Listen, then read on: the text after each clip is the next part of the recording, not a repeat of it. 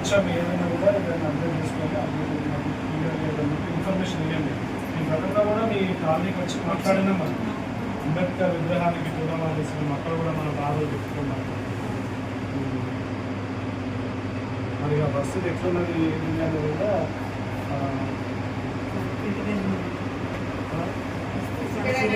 Water పనిచేసిండు. రేపు సారథ్యంలో తెలంగానే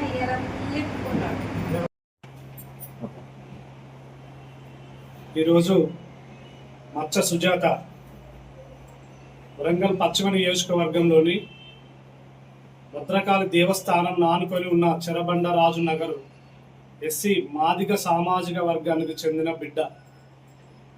ఈరోజు ఈమె మీద మన నాయని రాజేందర్ రెడ్డి ఆయన యొక్క అనుచరులు గూండాలను పంపించి వీళ్ళను అక్కడ ఖరీదైన స్థలాన్ని దక్కించుకోవడానికి వీళ్ళని కాలు చేయమంటే కాలు చేయడం లేదని అక్కడ కొంతమందిని తన వైపు తిప్పుకొని డబ్బులతో తన వైపు తిప్పుకొని కాలు చేయని వాళ్ళ మీద అఘాయిత్యంగా కనీసం ఆడపడుచులు అన్న విషయాన్ని కూడా చూడకుండా మర్చిపోయి వాళ్ళను చెప్పరాని మనం మాటలతో చెప్పలేము. తెలంగాణ ప్రజలారా ఒకసారి వినాలే.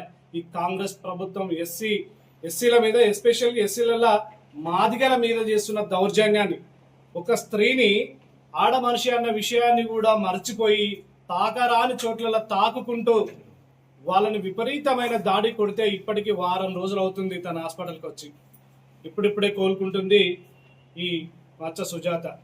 నేను ఈ తెలంగాణ రాష్ట్ర ముఖ్యమంత్రి వాళ్ళు రేవంత్ రెడ్డిని ఒకటే అడుగుతున్నా, మరి రేవంత్ రెడ్డి గారు మేము చేసిన పాపం ఏంది?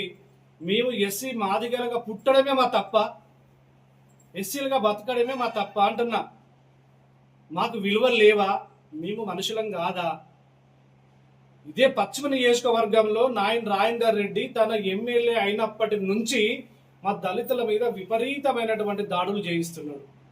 హైదరాబాద్లో రేవంత్ రెడ్డి, హన్మకొండల నాయని రాజేందర్ రెడ్డి.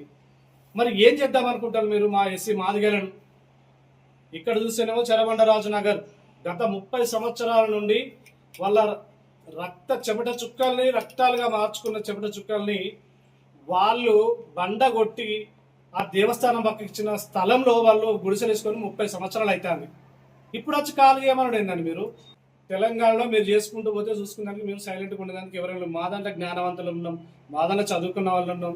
మా మాదిగల మీదకి, మా ఎస్సీల మీదకి, ఎస్పెషల్లీ ఎస్సీ సామాజిక వర్గం మీదకి వస్తే మాత్రం తప్పకుండా నీ ఇంటి వరకు కూడా వచ్చి నేను ముట్టడి చేస్తాం. 100% చెప్తున్నా. నువ్వు వెంటనే నాయన రాజేందర్ రెడ్డి, నీకు ఇప్పటి వరకు నువ్వు ఒక్కరివే ఓట్లేసి గెలిచినావానే. అదే చెరబండ రాజనగర్ కాలనీవాసులు మేము అంతకుముందు గతంలో కూడా ఈ బాధలు చెప్పుకున్నప్పుడు అన్నా మేము గత 2 సార్లు వినయ్ భాస్కర్ అన్నను మేము కాపాడుకున్నాం.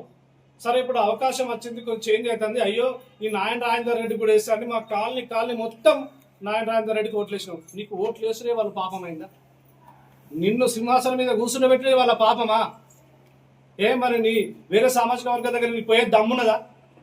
ఎస్సీలకు వీళ్ళకు దిక్కేవాడు, దశేవాడు, వీళ్ళని అడిగితే మాట్లాడేటోడేవాడు? మా కనీసం చెట్టు నీడ కూడా ఉండే అవకాశం లేకుండా చేస్తున్నాడు నాయన రాజేందర్ రెడ్డి. ఇది నాయన రాజేందర్ రెడ్డి బట్టి కాంగ్రెస్ ప్రభుత్వం ఏం చేస్తున్నది? మిమ్మల్ని ఏదో ప్రజలు తప్పిదారి మీకు గవర్నమెంట్ ఏర్పడ్డది, అడ్డుమారి గుడ్డి దగ్గర నాయన రాజేందర్ రెడ్డి ఎమ్మెల్యే అయిండు. ఇక నువ్వు మళ్ళీ నీ జీవితాల్లో కావు, కానీ ఉన్నన్ని రోజులైనా వీళ్ళని మంచిగా దగ్గర చేసుకొని వాళ్ళ ప్రత్యామ్నాయం జోయించు.